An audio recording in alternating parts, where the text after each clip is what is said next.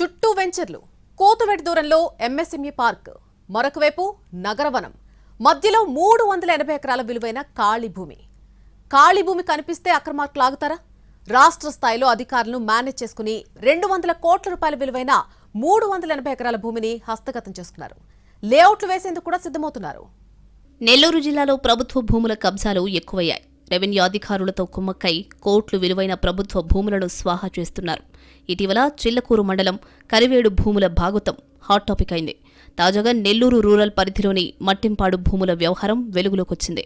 సుమారు 200 కోట్లు విలువ చేసే 380 ఎకరాల సీలింగ్ భూములను ప్రైవేట్ వ్యక్తులకు అప్పగిస్తూ సీసీఎల్ఏ అధికారుల నుంచి ఉత్తర్వులు జారీ అవ్వడం జిల్లాలో సంచలనం రేపింది. 50 ఏళ్ల క్రితం ల్యాండ్ సీలింగ్ కింద ప్రభుత్వానికి అప్పగించిన భూములను ప్రైవేటు భూములుగా డిక్లేర్ చేయడం రెవెన్యూ రాజకీయ వర్గాల్లో చర్చనీయాంశంగా మారింది. నెల్లూరు రూరల్ పరిధిలోని మట్టింపాడు ఇనాం గ్రామం. ఇనాం రద్దు చట్టం రాకముందు వరకు ఈ గ్రామంలోని భూములకు పట్టాల్లేవు. కేవలం లీజుదారులు మాత్రమే ఉండేవారు. ఇనాం రద్దు చట్టం ప్రకారం లీజుదారులు అందరూ రైత్వారీ పట్టాలకు దరఖాస్తు చేసుకోగా అర్హులకు అప్పటి అధికారులు పట్టాలిచ్చారు.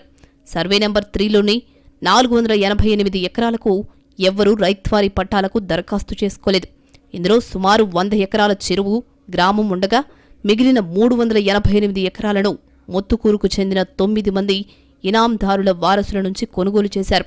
ఆ తర్వాత ఈ భూములను 1975లో ల్యాండ్ సీలింగ్ యాక్ట్ ప్రకారం అధిక భూమిగా చూపిస్తూ ప్రభుత్వానికి సరెండర్ చేశారు.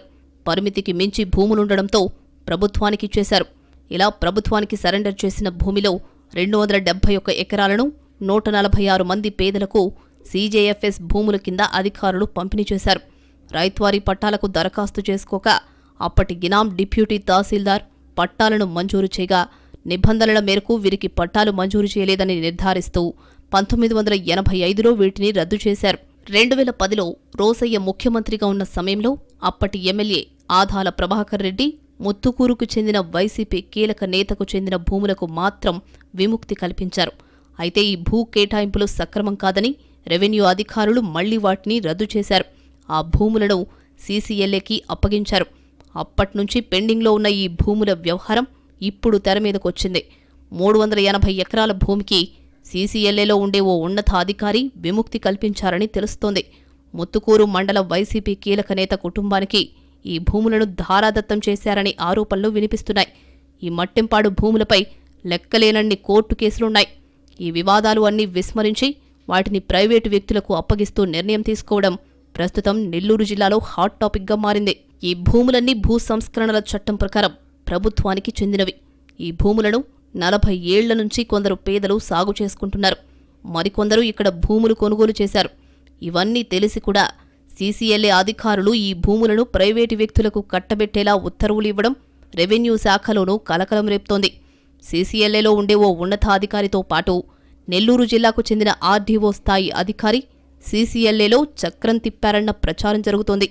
సుమారు 200 కోట్ల విలువ చేసే ఈ భూములను ప్రైవేటు వ్యక్తులకి కట్టబెట్టేలా ఉత్తర్వులు రావడంపై సాగు చేసుకుంటున్న రైతులు ఆగ్రహం వ్యక్తం చేస్తున్నారు. 110 ఎకరాల్లో అక్కడ మినుము పంట వేసుకున్నారు, అలాగే జామాయిలు వేసుకున్నారు, అలాగే నువ్వులు జల్లుకున్నారు. ఈ రకమైనటువంటి పంటలు పెట్టుకుంటా ఉన్నారు. ఇప్పుడు కొంతమంది జామాయిలు సాగులో కూడా ఉన్నారు. వాళ్ళందరూ కూడా పట్టాలు ఇవ్వాలని చెప్పి మేము కలెక్టర్ గారికి దృష్టికి అనేక సార్లు చాలామంది కలెక్టర్ గారు మారారు. అలాగే ఎంఆర్ఓ గారికి కావచ్చు, ఆర్డీఓ గారికి కావచ్చు, వీళ్ళందరూ కూడా వినతి పత్రాలు ఇవ్వడం జరిగింది. అయితే ఎవరికి కూడా ఇంతవరకు హక్కులు కల్పించలేదు. అక్కడ ఎవరైతే సాగులో ఉన్నారో వాళ్ళకి మాత్రం ఈ భూముల్ని ఇయ్యాలా, పట్టాలు ఇయ్యాలని చెప్పి మేము ప్రభుత్వాన్ని డిమాండ్ చేస్తూ వస్తున్నాము. దాని మీదనే రేపు హైకోర్టుకు వెళ్లేదని కూడా సిద్ధమవుతా ఉన్నాము. మట్టింపాడు భూములపై సీసీఎల్ఏ అధికారులు నిర్ణయం తీసుకోవడంపై అనేక అనుమానాలు వ్యక్తమవుతున్నాయి. సీజీఎఫ్ఎస్ కింద కొంతమంది పేదలకు ఈ భూమిని పంపిణీ చేయగా వారు సాగు చేసుకుంటున్నారు. మరికొంత భూమికి కొన్నేళ్ల క్రితం రిజిస్ట్రేషన్స్ కూడా జరిగాయి. మరికొంత భూమి బీడుగా ఉంది. ఈ సమస్యలన్నింటినీ పరిష్కరించకుండా సీసీఎల్ఏ అధికారులు ప్రైవేటు వ్యక్తులకు ఈ భూములను కట్టబెడుతూ ఆదేశాలు ఇచ్చారు. దీని వెనుక రాజకీయ ప్రముఖుల హస్తముందన్న అనుమానాలు వ్యక్తమవుతున్నాయి. నెల్లూరు నుంచి పొదలకూరుకు వెళ్లే దారిలో ఈ భూములు ఉంటాయి. ఇక్కడే ఎంఎస్ఎంఈ పార్క్ ఉంటుంది. భవిష్యత్తులో ఈ ప్రాంతం పారిశ్రామికంగా అభివృద్ధి చెందే అవకాశాలు ఉన్నాయి.